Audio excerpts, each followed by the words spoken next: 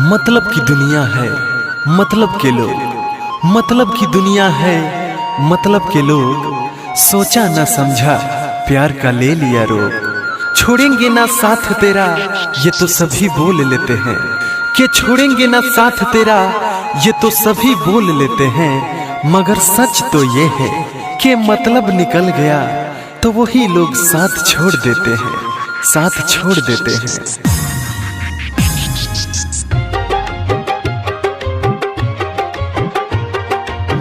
याद तो हर अपना दिल में दबाई के, रोइले रोजो रतिया में असुआ बहाई के, रोइले रोजो रतिया में असुआ बहाई के।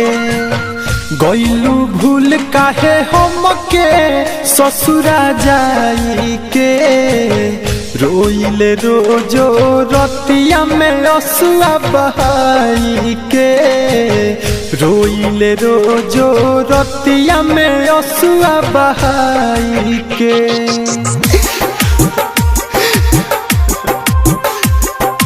Mix by Aditya recording studio Gopalganj.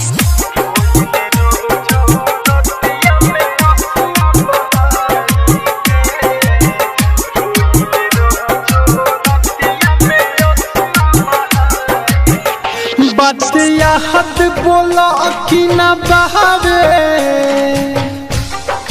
ये जा सुनो। हाँ बात हद बोला कि ना बहावे, कहलू जिंदगी बतहरा नावे। एगो सनम अब हमके पूछबो न करेलू, झूठे कहलू ए गोरिया हमारा पमरेलू।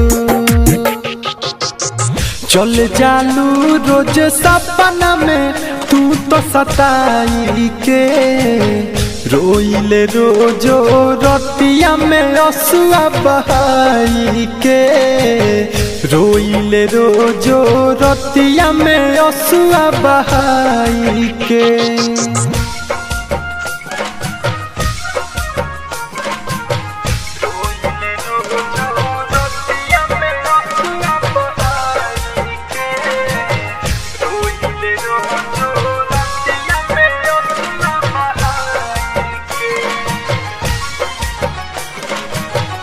खाली तो हर याद सतावे, हो खाली तो हर याद सतावे।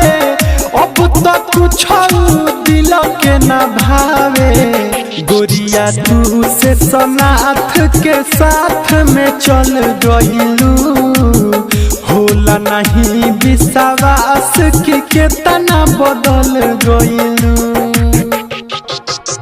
तोह से कहेला दीपकवा दर्द सुनाई के, रोइले रोजो रतिया में लोरावा बहाई के, रोइले रोजो रतिया में असुआ बहाई के।